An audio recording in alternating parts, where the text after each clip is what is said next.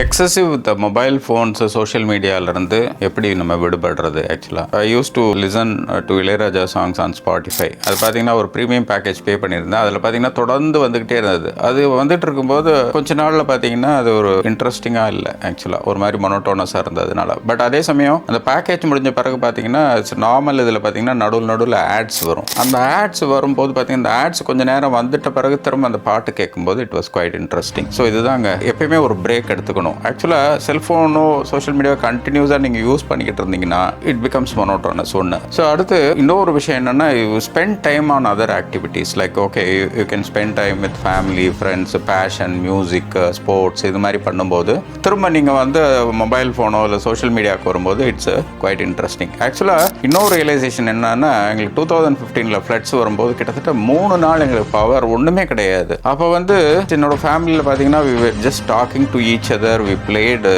lot of games. It was quite beautiful. It was interesting. So இதுலேருந்து என்ன தெரியுதுன்னா, இதெல்லாம் மொபைல், லேப்டாப், சோஷியல் மீடியாலாம் இல்லாமல் கூட லைஃப் கேன் பி பியூட்டிஃபுல்.